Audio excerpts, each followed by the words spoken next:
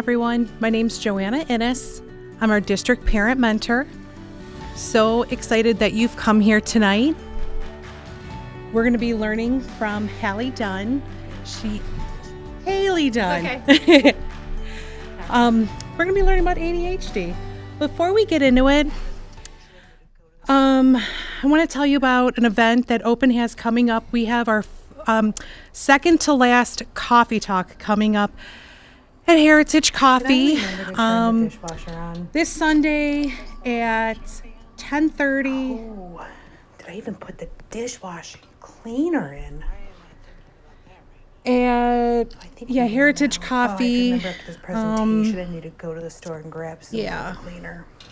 It's a great group of people that we just get together and we we talk and we network. It's good stuff. Hope you can make it. Ooh, it's hot. Is that the Solon marching band?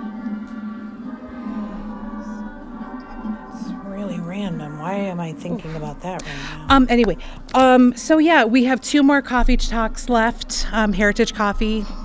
Hope you can make it. So, do I have something stuck in my teeth? It is hot in here. So I don't know if you were able to see, I was really distracted while I was giving my opening. Probably not the best, but I paused when I was speaking. Someone was tapping. I was thinking of the Solon marching band randomly. I was thinking of the dishwasher that I possibly loaded, possibly didn't load. Think of our child's minds. They're in the classroom. They're distracted. There's other kids. Someone's tapping. Someone's moving. Someone has to go to the bathroom. They might be feeling hot. They might be feeling cold. They might have a tummy ache. Tonight, we're going to learn all about maybe what they're going through, how we can support them with Hallie Dunn from Bella Vita Counseling. Thank you. Thank you. I like your very realistic example of what it's like. I bet you some of you in the room are like, what's going on? Why is she not speaking clearly? Is she nervous, right? Because that's how it presents sometimes. And really there's a lot more kind of going on behind the scenes. So as she said, my name is Hallie Dunn. I'm gonna come out around there. I'm gonna keep this though to try to keep myself on track.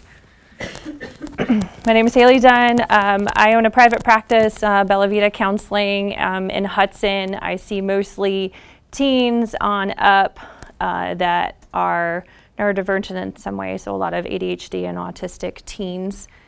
I'm going to take a survey here in a minute when I'm done with my introduction, because I do have colleagues that see the younger kiddos, and I know we have some in the room too, and yes, I have worked with them. I just don't see them in my private practice.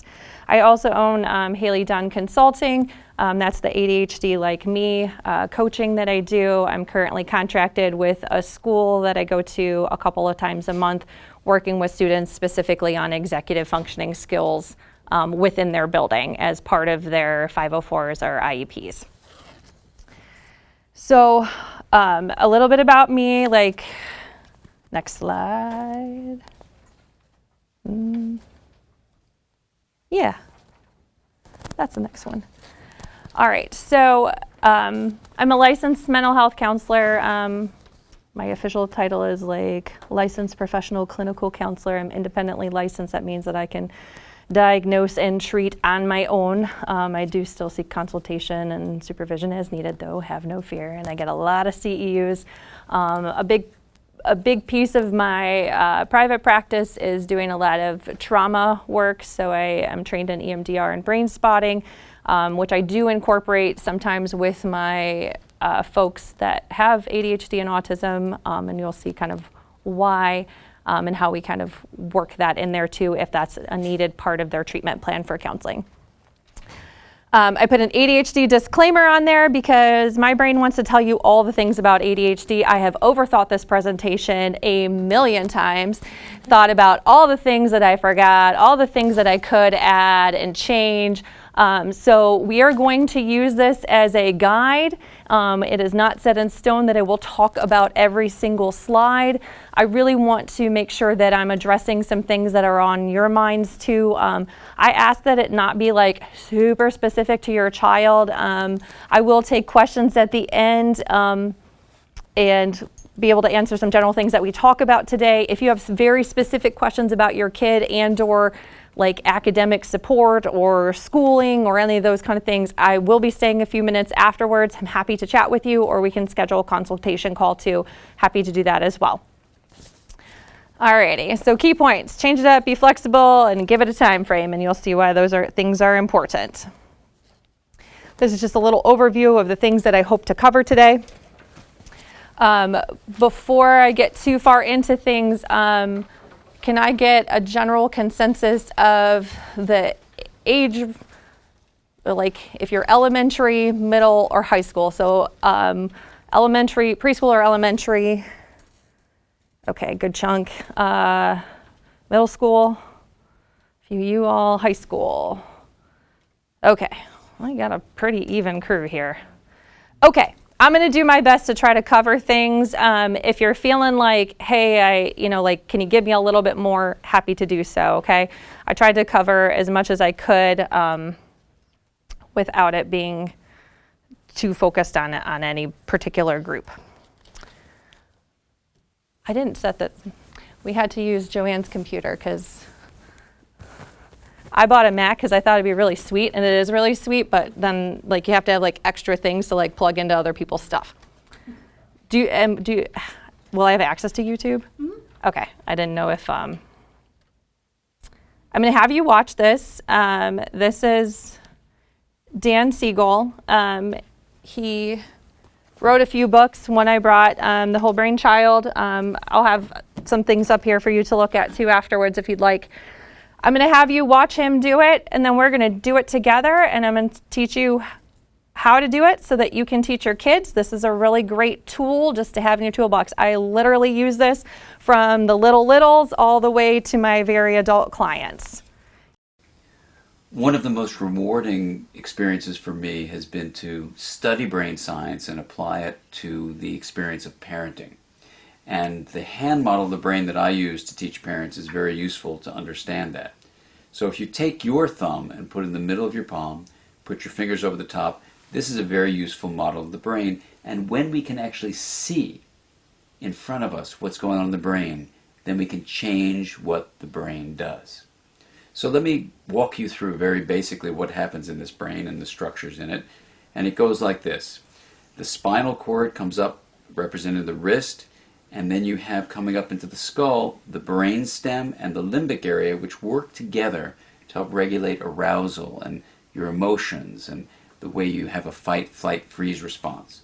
These are below the cortex, the limbic and brainstem areas, and the cortex is this higher part of the brain that allows us to perceive the outside world, to think and reason. And this frontmost part of the brain, right behind your forehead, so the person's oriented like this, is actually the part that regulates the subcortical, limbic, and brainstem areas. This regulation is very important because sometimes we can have all sorts of things happen in our life. We're tired, we're exhausted, someone pushes a particular emotional button, and we can flip our lids. So rather than being tuned in and connected and balanced and flexible, we can lose all of that flexibility, even lose moral reasoning, and act in ways that are terrifying to others, including our children. Now, you can actually bring yourself back online and come back to the high road and make a repair with your child, and that's important to explain to them. And you can also use this hand model of the brain to explain to children, even as young as 5 and 6, how to understand when their emotions are rising up from the brainstem and limbic areas here, and how it's overriding the prefrontal area and making it so they may be about to flip their lids. So I've had kids come tell me that they're about to go flip their lids and they need a break. They need a timeout. And by even just naming that, they can tame it.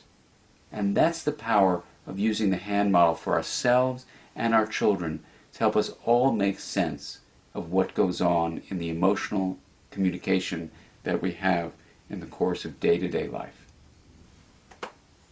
All right, so I like Dan Siegel's example. Like I said, I use this from the littles all the way to my older clients. I pretty much start everyone on this, so you are no different. We're going to do it together. I'm going to teach you kind of some easier language than like your subcortical brain and those kind of things, okay?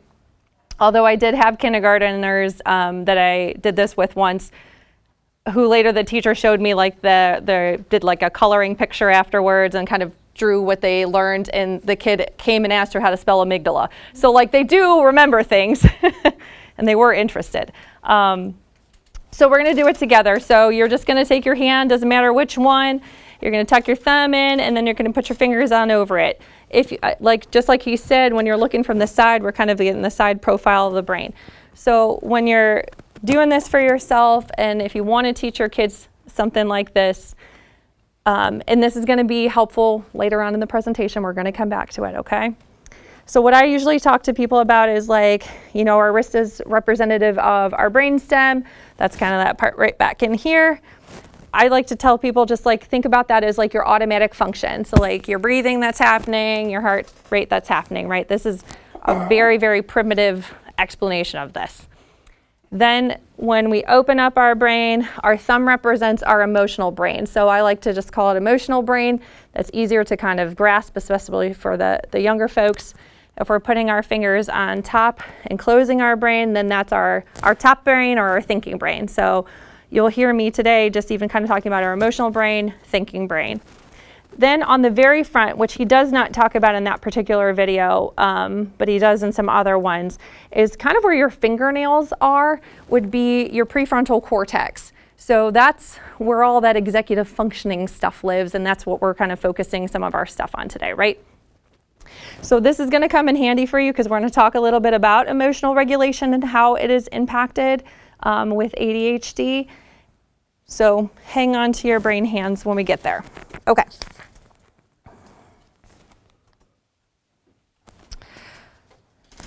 So how many people are familiar with ADHD or think they know about it, or maybe their kid has a diagnosis? Excellent. All right. So then I'm going to kind of just briefly kind of go through this. So ADHD is a neurodevelopmental disorder. It is characterized by attention, or difficulties with attention, hyperactivity, impulsivity. This is kind of like a very like primitive piece to this. There is a lot more diagnostic criteria to that, but we don't need to get into all of that kind of stuff. There is a higher prevalence in the United States. These are current stats from the National Institute of Health. Globally, we're affected about 5 to 7.2%. And then online, it was from them, it was saying we are like getting up there like between 10 and 20% in the United States of children being diagnosed. We see impact on academic performance, socially, with our families, out in the world, right? So ADHD is not just something that impacts our academics, it also impacts across settings. Oh yeah, I forgot to put this in here. Alrighty, I put this in here because how many people are on social media? How many people think that they have all the things that social media says that they have whenever they watch a video? Yes. Thank you for being honest in the back over there. So I put this in there because I think that the internet and social media have a really wonderful things to offer us as a society, and then they also offer us like a lot of junk too, right? Like it definitely is a mixed bag out there. And I think one of the things that we've seen over the years is people saying like, oh, well, everyone has ADHD, or everyone's autistic, or everyone's bipolar, or everyone has OCD, right? Like, and it gets a little tricky too when you're watching some of those videos because they say things so generally sometimes that it feels like, oh, well, I do that. Okay.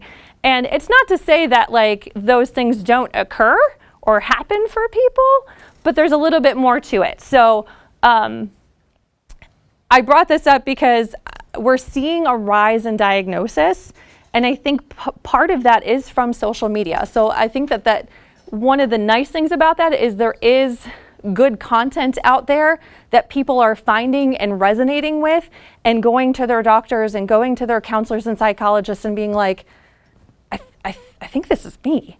And then those professionals are able to kind of be like, oh, yeah, I agree. Or, well, I don't know if that's quite going on. Like let's kind of explore that. So we're also, more people, I think people are getting better at recognizing signs and symptoms across the lifespan too. So like these are some really positive things. Other things that we're seeing is that, and I hate to kind of gender it, but this is still kind of where the science is, boys typically have presented very different than girls. Girls are often a late diagnosis with ADHD and with autism. So these are some things that we're seeing and some trends that are happening within our current time frame. We've had some changes in the diagnostic criteria too, which I think has been good in the sense, again, that we have better trained people who are looking and listening for certain key things that aren't just locked into what that DSM is saying. And then as more people are seeking evaluation because they're seeing things. I had a client come in, they called me to see if we could be a good fit, and they had seen a video about like taking their closet doors off. And they're like, oh, I do that. And I was like, okay, well, like that's could be something, but let's kind of explore what other things are going on there. So like, what I'm saying is like, you can see all these videos and they might kind of spark your interest to lead to something. Alrighty. I want to cover, we're talking about ADHD, but ADHD oftentimes comes with friends. It's real fun. So these are some things that may or may not occur in addition to having an ADHD diagnosis. This does not mean every single person gets all of these. They may not get any of them, but these things typically do come along with a buddy. So we sometimes see oppositional defiant disorder, anxiety disorders, depressive disorders, learning disorders, autism, substance use, bipolar, and Tourette syndrome. And I'm going to talk about neurodiverse affirming approaches here later, and I missed my autism spectrum disorder. That really should just say autism or autism spectrum. That community has really tried to say, like, we do not want to have it categorized as a disorder. I know that. I was going too fast. I'm putting that out there, and the people who know what's up with that. I see you smiling because you know what's up with that. Okay. So I'm not going to spend a lot of time on these things, but I just want you more to be aware that, like, yes, sometimes they come along with friends. This is also why diagnosis sometimes gets a little bit tricky, because I'm guessing some of the middle schoolers and high schoolers oftentimes are like, oh, it's just anxiety. Oh, they're just depressed, right? Okay, so we see a lot of that within that age range. With the littles, we see like, oh, they're just being their age. They're just being 5. And we'll talk a little bit about when it's not just them being 5. Alrighty, other things to consider as we're talking about the diagnosis and what might come along. Sensory issues are big. I have a really great book, and I'm going to have these things up here, like I said, for you afterwards. This is a great book that talks about the sensory system and kind of how to regulate it. Her name is Kelly Maller. She's an OT. She actually has a lot of really wonderful resources on her website and has kind of become a much bigger entity over the last few years. Other things we typically see with ADHDers is like a strong social justice orientation. You might have heard words like rejection sensitivity or highly sensitive child. I'm giving you some terms and buzzwords just so you know that we're kind of incorporating all of that kind of stuff into today. And then other things that we want to look at too are medical conditions. So when we're looking at someone before we make a diagnosis, we need to make sure we're considering all those things. And when I said that ADHD comes along with friends, sometimes it comes along with co-occurring medical conditions. So there are always some things that we should be kind of checking out as we're going through that process. Alrighty, I'm going to focus in on school. I was able to see the survey that was sent out and some of the questions that were asked, so I did try to incorporate them, but like, if we're getting down to it at the end, please make sure like you write down what you're thinking. and I will make sure I answer those questions. Alrighty, we're gonna start with our preschoolers. We had a good chunk of preschool of elementary. So before I get into my stuff, can I just get like a little bit of a popcorn of like what you feel like you're seeing happening with that age range? Or what's like, anyone want to say what they're seeing? Yes. So my 5-year-old, we've been like pushing off the diagnosis. Like we've done several of the assessments and questionnaires multiple years in a row each time he goes to school. A lot of what we see is just like a lot of difficulty following multiple step directions. So Okay. put your shoes and socks on. Okay, It's multiple steps. I'm Yep. literally putting his socks on for him. My 8-year-old, she doesn't have a diagnosis. She's a girl though, so hers is more inattentive. At Okay. 8, we are finally putting socks and shoes on. Okay. You know, like Yep. it's like that kind of stuff, or like we can't sit at dinner, like ever, anywhere, Mm-hmm. at home, in public, doesn't matter. We can't like. It's just a lot of that impulsivity. Like sometimes tablets, sometimes electronics will help, not all the time. And like yes, he is 5, but I work with a lot of kids just in the field that I work in, and I can see the difference between him being 5 and other kids being 5. Mm-hmm. Sensory things, we have earmuffs. Okay. He doesn't Good. like sounds, which over time has gotten better. Like we don't need them as much now that he's older. But like he won't use a bathroom if it looks too dirty. You know? He might have a friend coming along. Yeah. Like just different things like that that we can see that are just kind of frustrating. I mean, he enjoys fidgets and different things Okay, like that. good. His oldest sister got diagnosed as an adult. Like she's 21 now. So like again, like with the girls, like we've noticed that it's different. It is different for girls, and you know, knowing that siblings kind of are in a same line sounds like. So I mean, one of the things I didn't bring up just now was there is a genetic component. So if your kid's getting a diagnosis, guess what, folks? Might need to look at yourself. Okay, or your partner, or whoever you created this child with, or aunts and uncles. I love this. Got a little finger pointing up here. It's fine. It's fine. I guess that's what works nicely for my family is like it's very clearly me. Although sometimes I kind of question my own husband, like he does have a dyslexic diagnosis, and I'm like, I mean, like that's still like under the umbrella. So like, is there something else going on there? You're never on time. So, okay, so I think you gave a really good example of what it could look like in that elementary setting, that difficulty following directions, that impulsive behavior, and then we might see some sensory stuff, fine motor things. And how does this differ from just being kids? So when we're looking at making a diagnosis of ADHD, we are looking at how disruptive the symptoms are across settings. Okay, so this is where it gets tricky. And I'm going to share a little bit about my own kid. My kid also has an ADHD diagnosis. He's a 5th grader.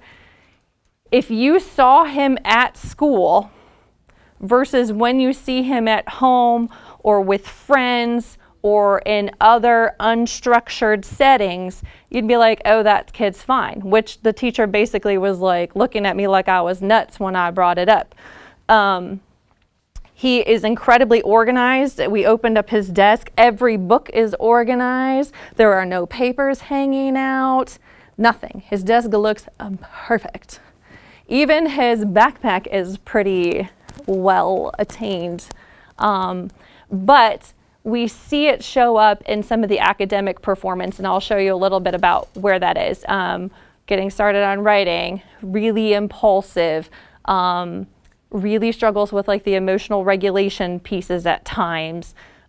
So I caution when we say these things that if it, and this is me as a clinician, I can't speak for all clinicians, but if it is disruptive of enough and causing distress in one particular setting and maybe not so much clearly in others, then we should be looking at that child and we should be looking at something. Yes, ma'am.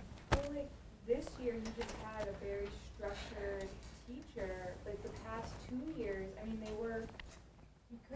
you would hide before recess. They had to have an extra teacher. You know what I mean? Like, Yeah, I think that definitely plays into it. yeah, like sometimes the teachers matter too.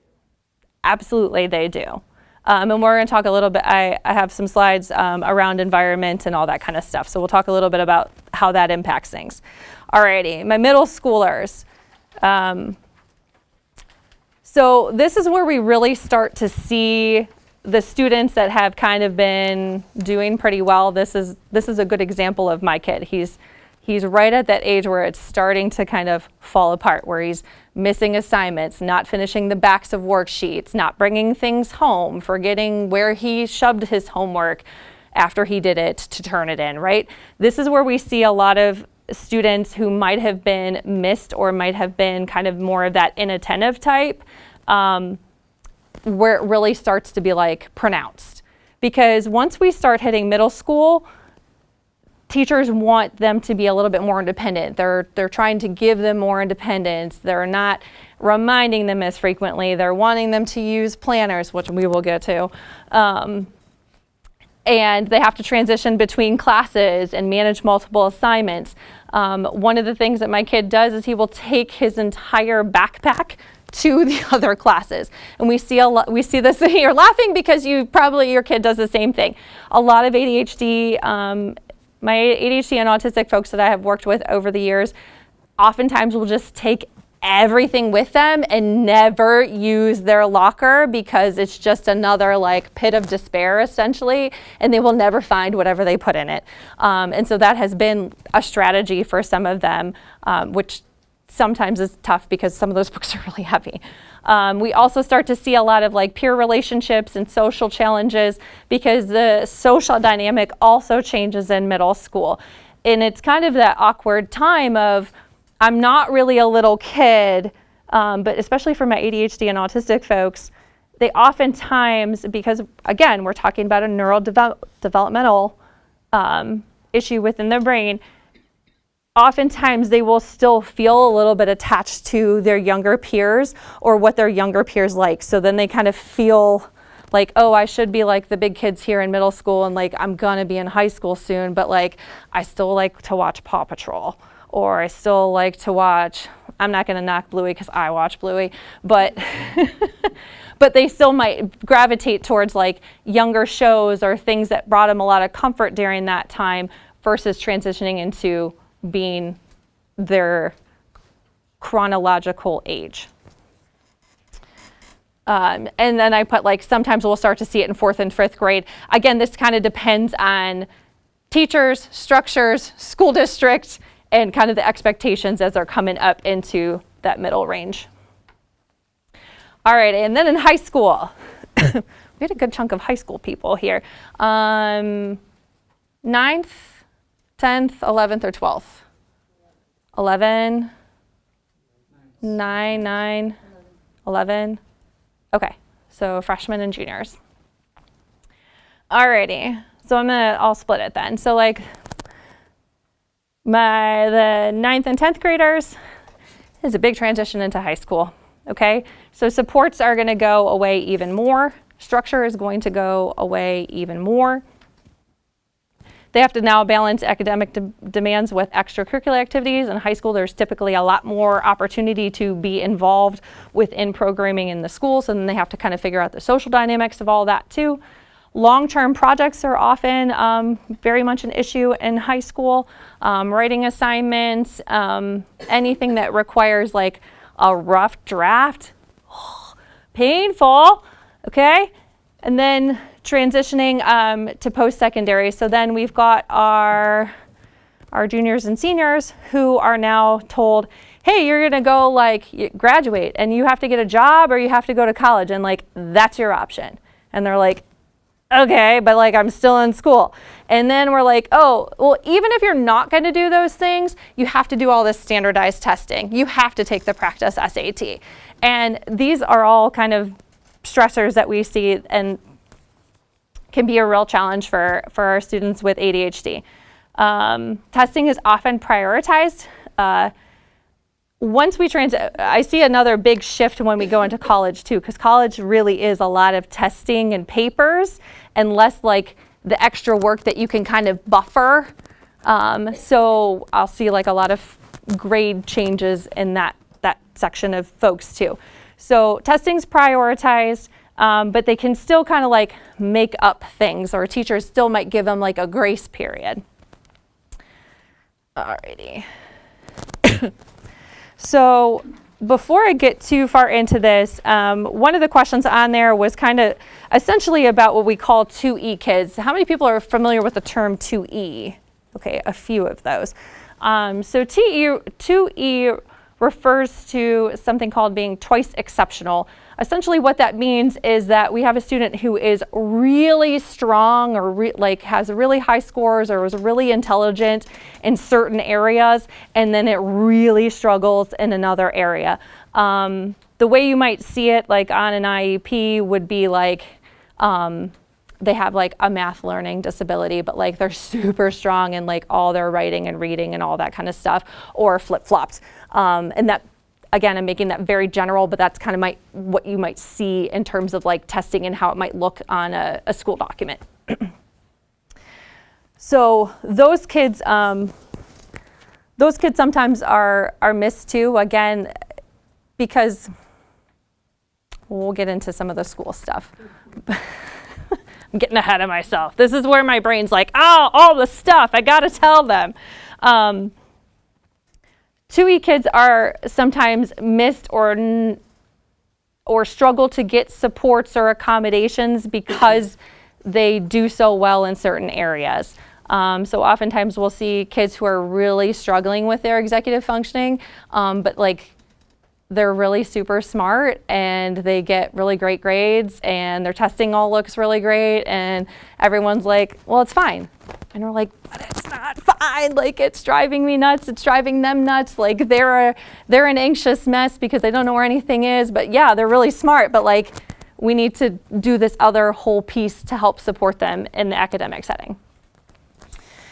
So speaking of academic setting, I want to talk a little bit about what you might see ADHD symptoms impacting writing and math.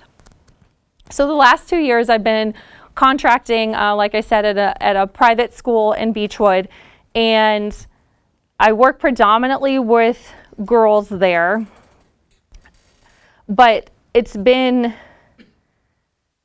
a really great space for me to highlight and learn more about like, oh wow, like ADHD goes even further, right?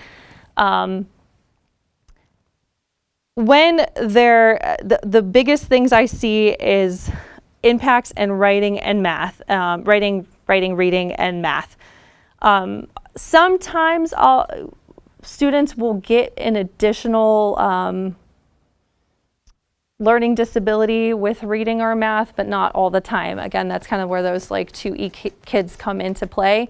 But that doesn't mean that these things aren't impacted by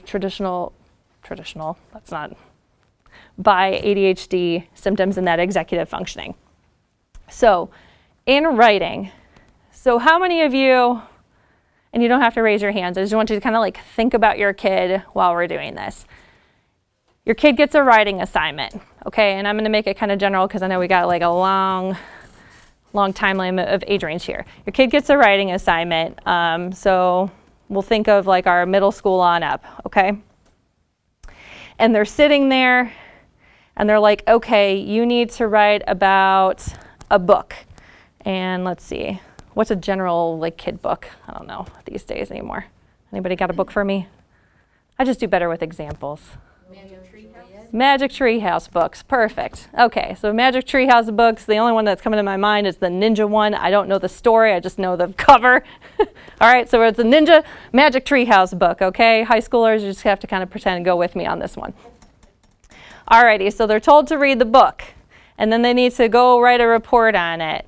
And the report is just like, tell me one thing, or compare and contrast.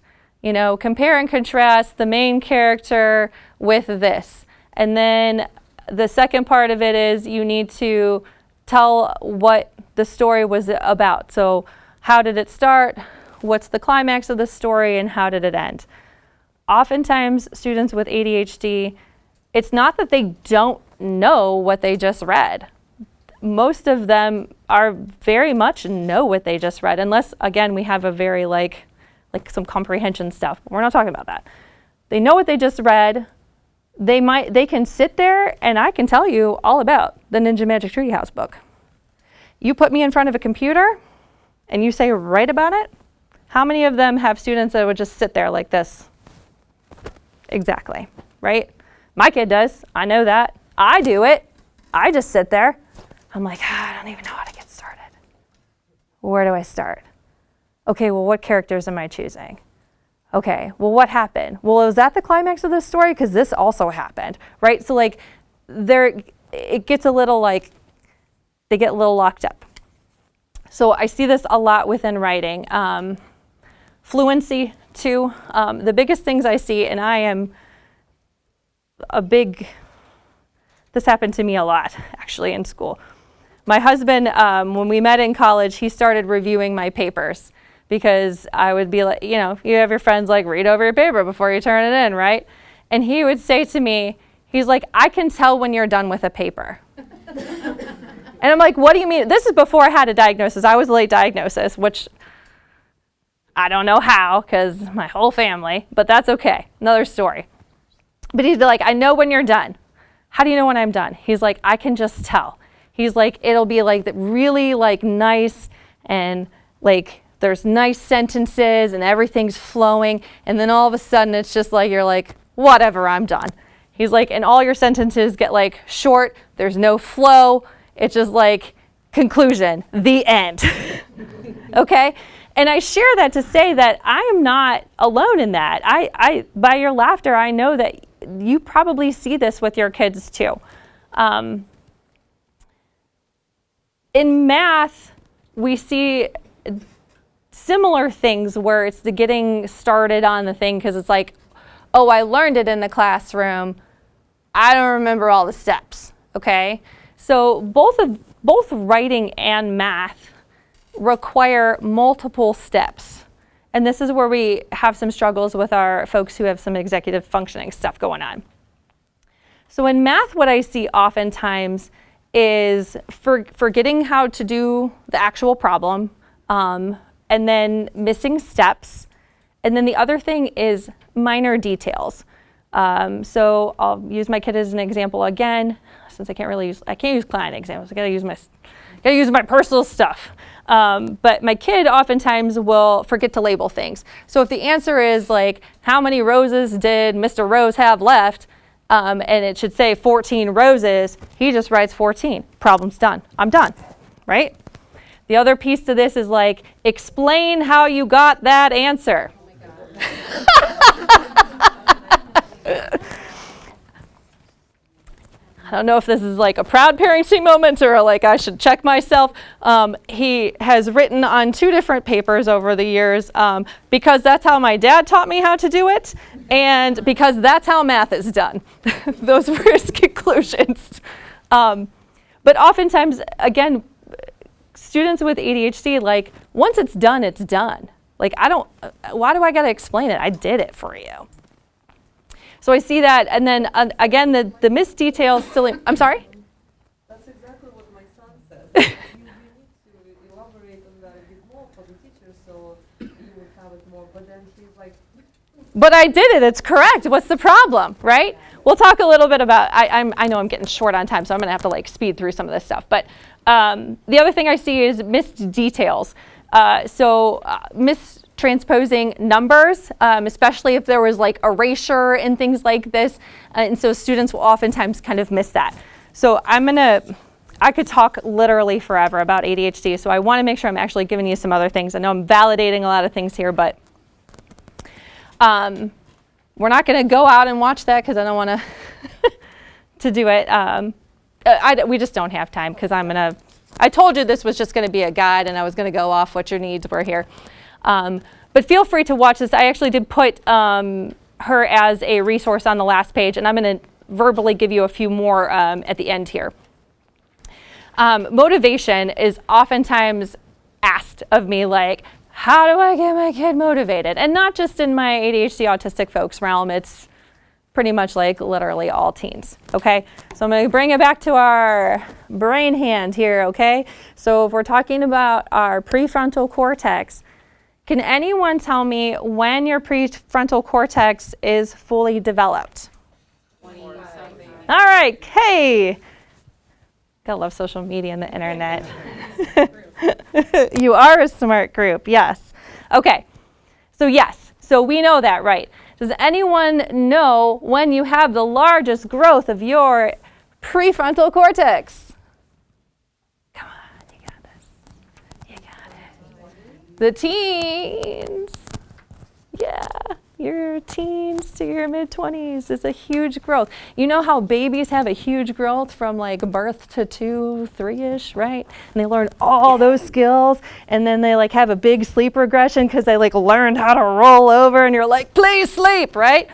Okay, same kind of thing, except with teenagers. Is it really fun to watch all of that growth, or is it really frustrating sometimes? Okay, same kind of things. So motivation is another big thing that I hear about.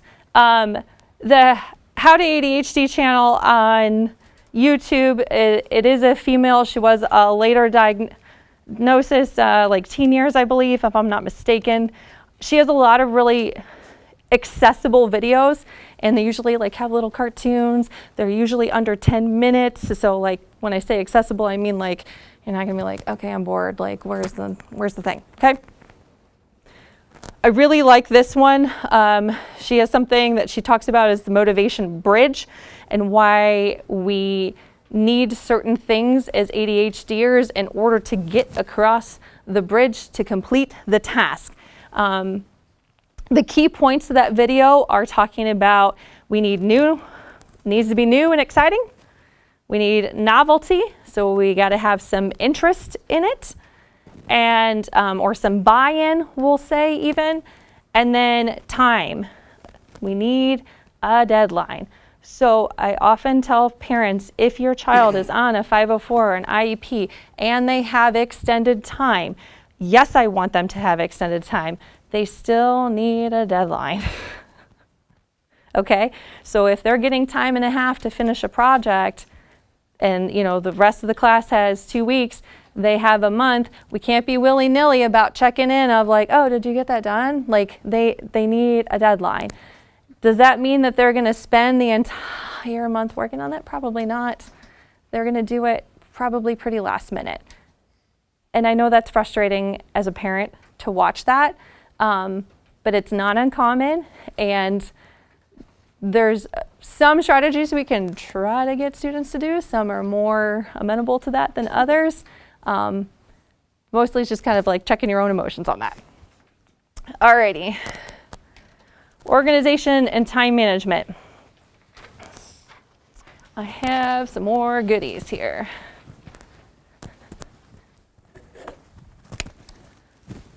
Visual timer. Don't buy a red one. Nobody likes red. Nobody wants to see the time is counting down in red, okay? I like pink or purple or whatever this is. This is just from Amazon. It gives a nice visual representation of how much time is left. Now, if you have a child that is anxious and feels pressured, this is not your answer, okay? We'll talk about some other strategies here. But this is really great. I use this with the students that I sit in with. I set a timer for myself, one, so that I know how long it is and so that they know how long that we're gonna be together. There's something called the Pomodoro effect. Again, you can watch a little video about that, kind of setting like timers and like seeing how much you can get done in that time, and then taking a break, and then kind of setting another timer. Breaking things down into smaller and manageable steps. Let me see where that is in the presentation. Okay, coming up. I'll talk a little bit more about that when we get to the technology stuff. Setting realistic goals and deadlines. It's important to have a deadline. Create a space that works for the student. So when I say this, if you're a student is working in front of the TV, but they're getting their stuff done, then maybe it's okay. So we'll talk a little, that might be a more individualized conversation about a particular student or things like that.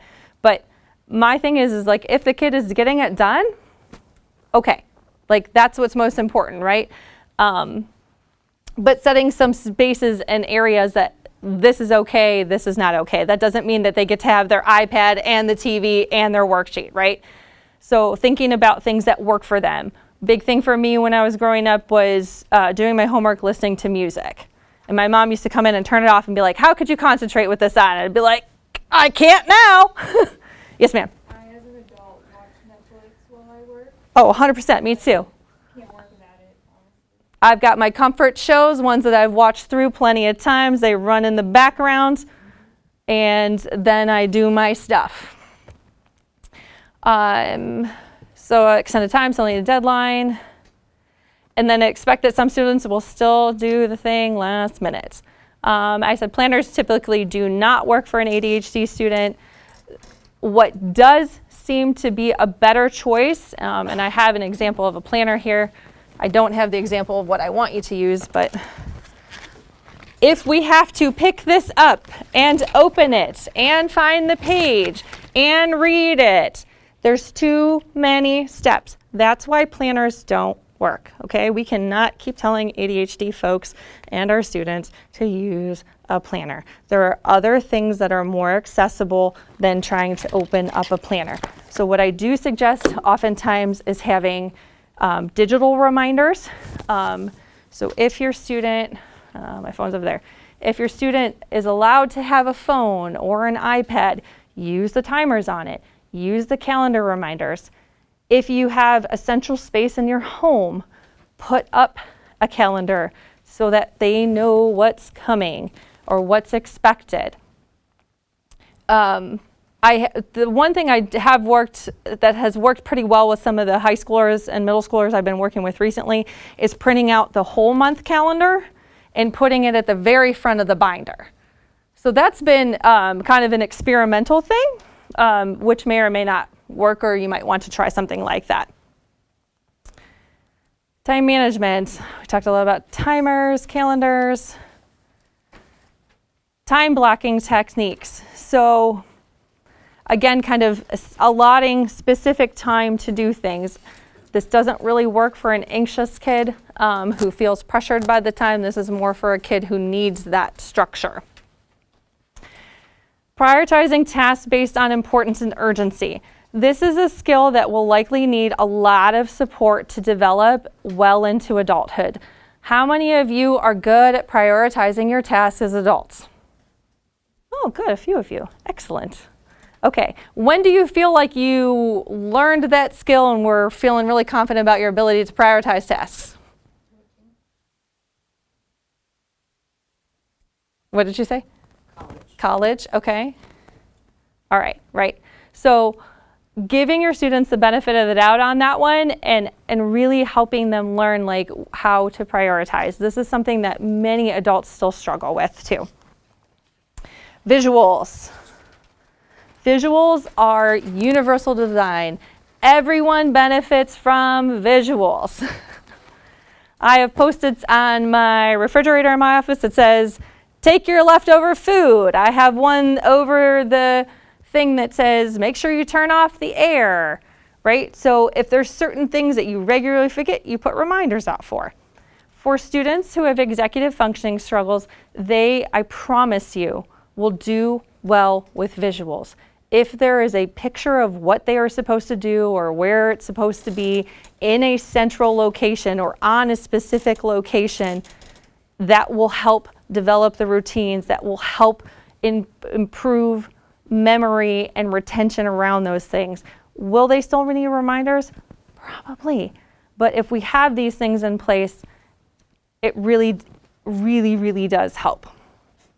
And I've got like not a lot of time left, so I want to make sure I'm I brought up technology too. So I want to talk a little bit about Goblin Tools specifically. How many people are familiar with Goblin Tools or have seen it? No one. All right, you have. All right. So Goblin Tools is free on a desktop or a laptop. It is a paid thing on an app. I use it predominantly on the desktop, so I can't speak to what the app does or how it works, but I don't think it's super expensive if I'm not mistaken. What I like about it is it really does help break things down for students. And the other thing I like about this is for you as parents, understanding your child's executive functioning disorder and being supportive, regulated parents wanting to help your kid, there's a little button, I didn't screenshot it, but there's a little button that has like a little magic wand, and when you click on it, it breaks down all the steps for the task. So for more, like if you put in morning routine, it'll populate what a typical morning routine might be. Now you can make adjustments, you can make everything your own, but what I like about this is it really does show how many steps actually have to happen in order to complete a task. And this, I think, one, gives a little bit of grace to the person experiencing the executive dysfunction and a little bit of grace to the parents who are like, I just don't understand, right? Like, especially if it's like really frustrating for you. There's a lot of other really cool things in there. I encourage you to kind of just take a look at it, especially at, like it's totally free to look at a desktop, so please do. There's a compiler. You can literally talk into it and it'll make a list from your verbal prompts. There's a writing area where you can put a text message in there and have it judge the tone for you if you struggle with that. It's got some really cool things. There's even a food piece where you can put what you have in your refrigerator and it'll create meals for you. ChatGPT, I think, also does that for you. So I don't want people to be afraid of using these types of tools. We should be using things that help support our executive function. All right, emotional regulation. So we're talking a little bit about frustration. How many of you get frustrated with your kids? I do. Okay. They are little us's, and they will poke at all the things that we don't like about ourselves or about our parenting. They know all the buttons to push, right? And then we've got students with executive dysfunction who are struggling to put their shoes on in the morning. And you're like, we have to go, right? Okay. So ADHD very much is impacted by, emotional regulation is very much impacted by ADHD because, again, that executive function right here on the front here in the prefrontal cortex helps regulate our thinking brain and our emotional brain, okay? So kind of going back to that.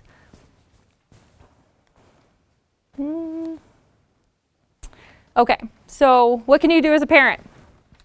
Regulating your own emotions. Easier said than done sometimes.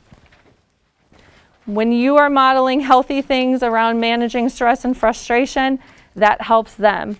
For my preschool, elementary people, are you familiar with, it drives me nuts because now there's two Dr. Beckys. There's like a real popular one like in social media. She's great too. But there's one that does conscious discipline. Anybody familiar with that? Okay. So one of the things I really like from Dr. Becky in conscious discipline is the connections on the outside help connections on the inside. And she talks a lot about co-regulation. This is a great thing to learn about, read about, and work on as a parent to kind of manage your own frustrations. These are just general like parent stuff, you know, being flexible, empathetic, all the things that you guys probably are, right? Alrighty. Some of the other things, because I'm running up on my time here, that are in here, feel free to kind of look at as I talk a little bit about building self-advocacy skills.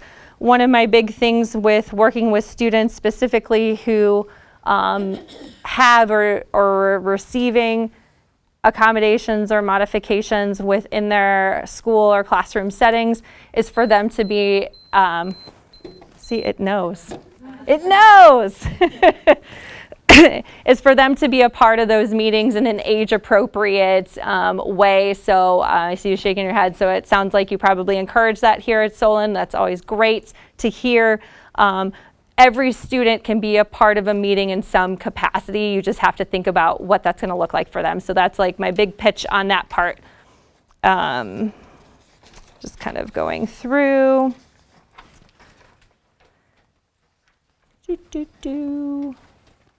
Self-advocacy. There's a little bit more about what it means to be neurodiverse affirming. I encourage you to read through that. There's a big movement around that, especially within the autistic and ADHD community. There was a question specifically around testing. So I'm going to kind of wrap up with what does it mean to be an ADHD coach versus ADHD counseling versus testing? Okay, so I'm going to kind of wrap that all up. They're all separate slides, but leave that one up here. So I'm going to start with testing because that's something I don't do, and I'm going to kind of condense that. So if you are thinking that your child has some executive functioning stuff going on, possibly ADHD, autism, learning disabilities, something that's impacting their academic day-to-day, what you would do is probably do full psych testing. So there's a couple different ways to go about this. You can start with the school and go through that process, which I'm sure Joanne has probably talked about maybe in these meetings, or if you need more information about how to do that, again, I'm going to stay a few minutes afterwards. I'm happy to kind of walk you through that. If you go outside of this school, there are several places within this area that do psych testing, either privately or through insurance. Your insurance providers are mostly going to be through your hospital systems. There is typically a wait, so you can anticipate that you will be waiting anywhere from like a month to 3 months based on the hospital system or how busy people are. It's a little bit crazy. Is it higher? Is it a year? 18 months to 3 years. Okay. Is that, do you know what system that is? I work at UH. Oh, at UH. Okay. And I work in the adult DD clinic. Okay. And every other week, especially because most county boards require it. Yep. In order to get through to do the OED. Yeah. And it's Yeah, it's a little out of control right now. very out of So what a lot of people have been doing is going to private providers and submitting what we call a super bill in order to try to get some of that money back, but it's very expensive to go private. So I highly recommend starting with your school. If you have a child under 3, you can do some early intervention stuff. No, still long. It's okay. We'll talk afterwards. All right. So then the difference between ADHD coaching and counseling, since I do both, I do run 2 separate businesses. They are 2 different entities and they have 2 different styles in them. The coaching is really about doing specific challenges, goals. I do a little bit of assessment, I said, like around like the writing and the math, and we'll work on very specific things to help them put some skills into place and to learn a little bit about how their ADHD and executive functioning is impacting them. Those sessions are a lot more spread apart. Sometimes it's monitoring homework, sometimes it's just being a body double, sometimes it's like, let me break down this task for you. Those are a lot of things that I'm doing within the coaching, especially with like the teen realm. It looks a little different for adults, but, and then we're talking a little bit about like, do you need a referral? Do you need additional testing? Those kind of things. Then in counseling, yes, some of those things absolutely come into play. The counseling components that come into play for me are really like trying to build up, again, self-esteem, looking at potential other friends that have come along, like anxiety, depression, addressing those kind of things, discussing medication management, all that kind of stuff, and possibly some trauma work. A lot of times ADHD and autistic folks are more susceptible to having trauma within their life, and I know your brains go to like the worst of the worst, but it's really also about like negative beliefs that they start to build up about themselves, like I'm not good enough, I'm a failure, I'm never going to get this done. You know, those are the kind of things that we kind of work through in that aspect. So it looks a little bit different because we're focusing more on the mental health versus like, let's get things done, let's break this down. Again, some of those components sometimes slide into the counseling, but we're really focusing on that other piece. So those are kind of those things. I'm gonna take questions, but before I do, there's a bunch of resources here so you can look at your PowerPoint. I added Autism Personal Coach. It's a local company for those of you that might have lots of neurodivergency in your household. Understood.org has some really great stuff that's a lot more school-based information. I put the Job Accommodation Network on there for my high schooler on up into college people. That's a really great resource is to learn about like how you could be accommodated at work, how do you approach having executive functioning struggles at work, how do you say that, those kind of things. And then Attitude, which is an ADHD-based kind of hub, lots of blogs and things like that. I put a disclaimer, some sites are more neurodiverse affirming than others. You have that little like kind of checklist on there that you can kind of make an assessment from that. All right. Whew. All righty, now I can take questions. Question for you. Yes, ma'am. This is a loaded question, but Of course it is. It always is. medication. Yes. When? That is a good question. I did not address that. When do you do medication? Yeah. This is interesting because I'm in a couple different therapy groups online, and somebody just brought this up in my therapist mom's group about when do you medicate. So I think it gets a little bit tricky. I am not a medication provider, so I'm just putting that out there again. I'm not a medical doctor. I think looking at it about 6-ish years old, it's not to say that like younger can't. I see you kind of looking like, do you have thoughts too? Because you're in that field, yeah. I was going to ask sort of a subsequent question because I was going to ask, knowing that you aren't a prescriber, are you up to date on, I've been seeing a lot on the research around the longevity and kids who aren't medicated and Versus in not. adulthood having actually more issues, that medicating younger can have some serious proactive long-term effects, meaning that adults with ADHD don't necessarily need medication as adults because of being medicated younger. So I was curious if you like were up to date on any of. I have seen some of this information coming out, and that's why I like hesitate. Like when I have medication talks, like they are so individualized to the person because I want to look at the whole picture of them. I'm very well versed on like all the newest, greatest things out there. We are starting slowly trying to come out of a medication shortage around ADHD meds that has been a mess for so many people. So I think it should be a conversation between the parents, like how distressing are symptoms at home, how distressing are symptoms at school, how are they interacting with peers,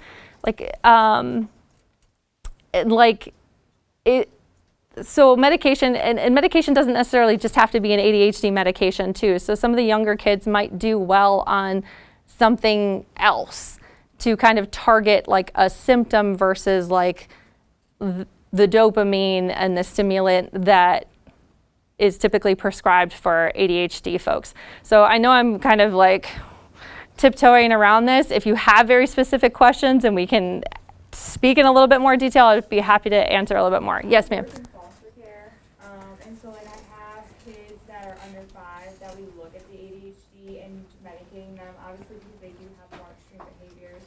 And you have to find a specific provider. You do. There are not child psychiatrists that will really just dole that out. Absolutely. So that is something you also have to look at, is if you really are at that point of medicating under 6, looking at that kind of stuff. Because Absolutely. There is a lot you can do before you get to that point too, for like the Right. And I think that there's a lot of really great, because, you know, when we kind of go back to that ADHD pop culture, because more people are aware of this, because we have more providers, there's a lot of treatment options before we get to that point. But people who do take medication or benefit from medication will see a very quick change or difference for them, especially with stimulants.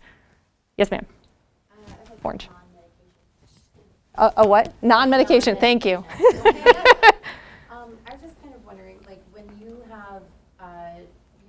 like differences in chronological age versus like maybe mental emotional age. Does that kind of fall under more of a counseling or a coaching kind of thing? And like also, you know, I know you have a lot of resources in here, but is there a way to kind of help?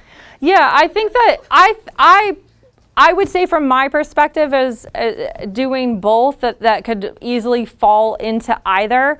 And then looking at that more of like some social skill building and kind of looking at that. I feel like they could be addressed in either. I think that's mostly the question there. It's not something that like,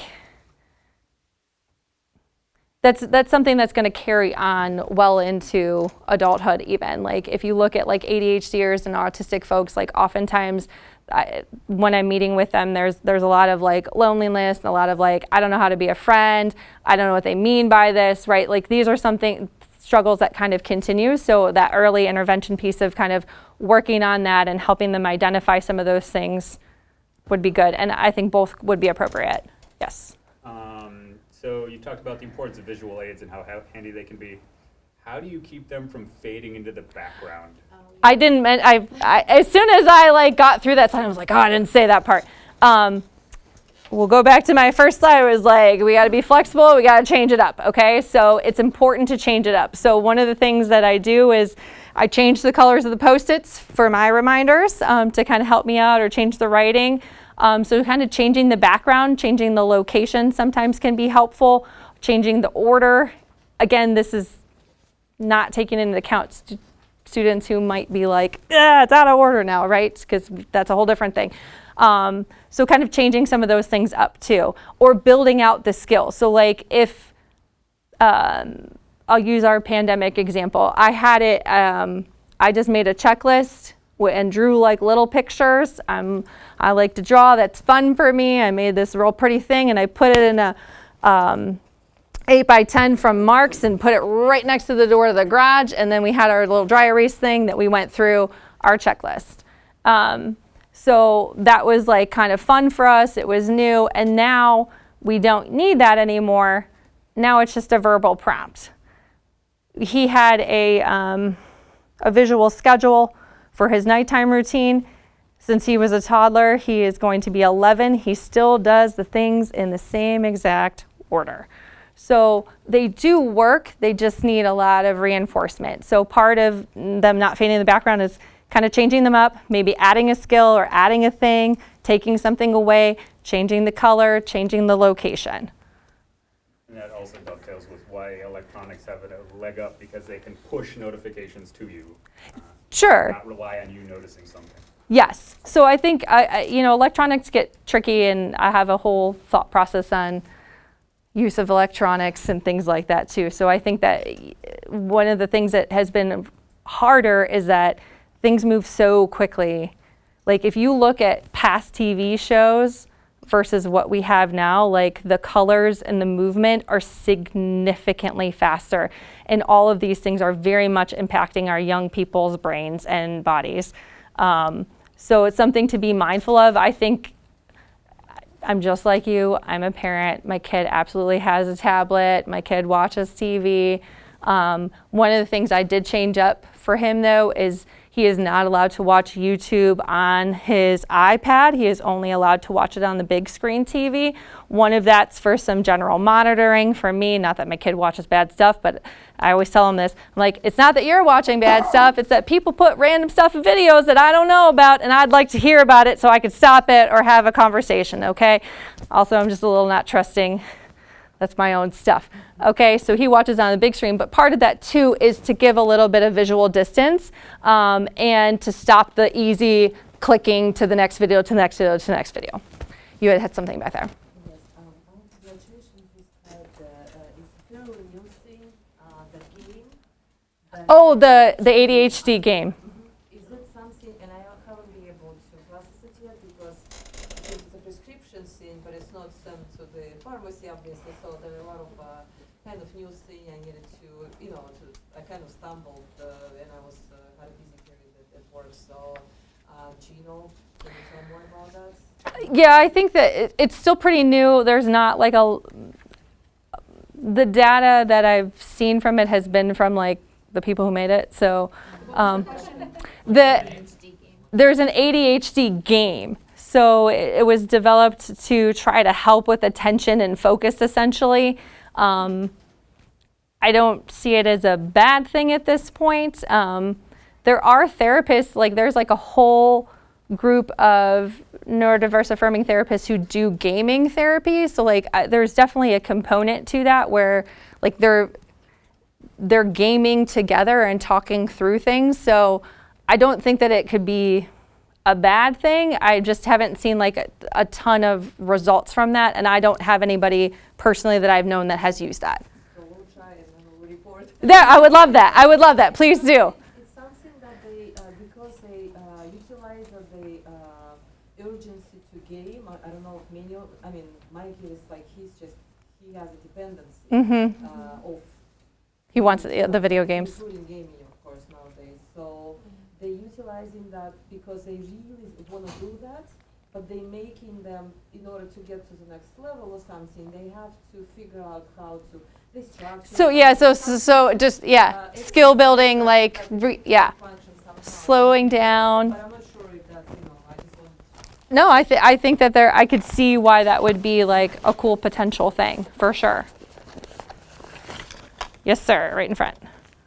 And my wife and I have had this conversation before, and I know it's not something that you might be able to affect through this, but going back to the distraction with these screens.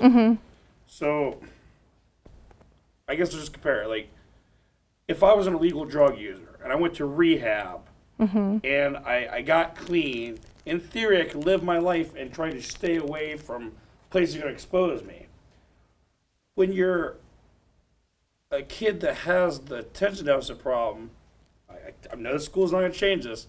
I understand the internet and the online assignments and everything have made it easier, but it's almost like just between being a recovered drug addict, say somebody that recovered from like a. I'm just like putting it out for them, like, Say somebody- oh, hey, you somebody still have to recovered- use this in order to get your stuff done. As opposed to somebody that over the shoulder of a 17-year-old while he's recovers from like like a anorexia or something like that. Like, you can't avoid food. You do Right. it for the rest of your life. So people tend to struggle with that for longer. So I guess just like. How do you manage that? Well, there when is we a book take out it. there if you want to know a little bit more about how using screens affects young kids' brain development and it's called Rewired. Okay, yeah, I've heard of by- that. Yep. Yeah. That is an excellent book to read. But our frustration is just that at school, he has to use the device. That's And when he correct. comes home to do the schoolwork, he has to He use has the to device. use You it. can't just Then cut 'em off. We can't stare at him doing his high school work for 2 hours at night because we have And other you things and us to do. all in the Yes, same boat. that's the frustration. So is the issue that he's not completing the work then? Correct, because he's going on to other things. And then he's also mean and nasty when you take it away, so. It is literally It withdrawal. takes them like It is. five times longer. To transition out of it. Now, we don't have a TV. We've not had a TV since he was Yeah, we less don't than either. 2, and we don't have iPads. We've tried to be low tech, but because of school, we have You have the tech. something. So Mhm. that's I made her where ride a our- horse to work this morning. Yeah, the kid- It's a good thing she has her raincoat with her then. We're half Amish. So that's really our frustration. Okay. So the kids gets very creative by using their school Chromebook. Yes, So my they daughter's do. listening to the music, watching a video, doing her homework, and talking to a friend at the same time, just using her Chromebook. Yeah. As a fellow parent in this, like, it is definitely much different for us to parent our kids around technology than it ever was for our parents. I mean, my mom's turning my CD boombox off, right? Like, she's not taking my computer away. And I work a lot with folks around, like, reducing their social media because it's distressing for a variety of reasons and things like that. It's tough. And then when I'm working with parents, my phone's over there.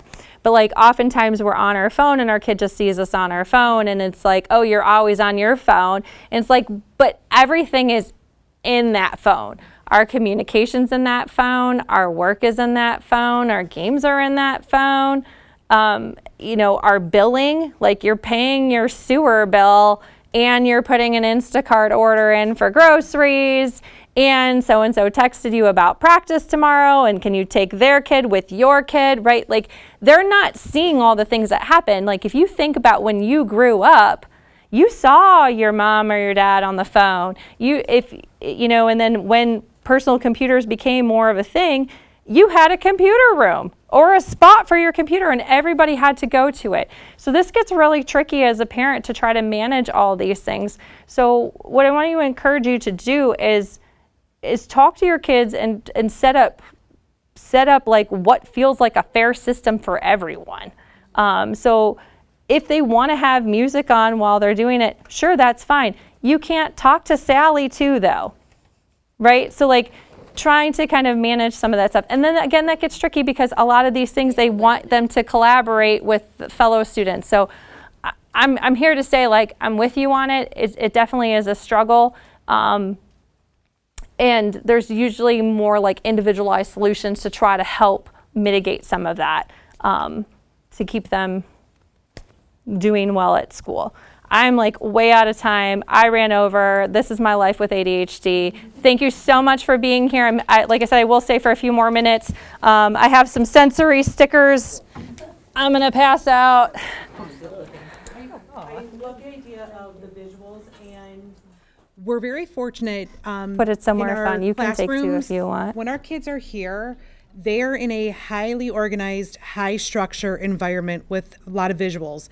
They do very well in the classroom, and that is typically why when they come home, that's the exhale. We don't have the visuals. We don't have the structure. We don't have the organization because we're home. The kids are home. And so that's where we see the big behaviors come up. So for Haley to give us the idea to have visuals is very, very important. If anyone would like help making visuals, please email me or call me. I would be happy to help create them for you. If it's chore charts, schedules, morning routines, homework, anything that you would need, we can get them laminated. We can use Velcro so you can move things. We can get creative. Once our kids got leaders, we have a bulletin board in the kitchen with our calendar, Mm-hmm. and then we would update. Restuck it somewhere else or threw it away. We made like a daily morning, after school, and evening, and we would take them to Kinko's and get them laminated, and then we just use a dry erase and they cross off as they go. Right. Let me save you money, and we can. My office is here in the Board of Education. I'm happy to help you. And then the resources that Haley shared with us, I will be posting them on the open Facebook page. So if you're not a part of that and you are on Facebook, please join. It is a private page. You have to search for it. It is called Solon's Open.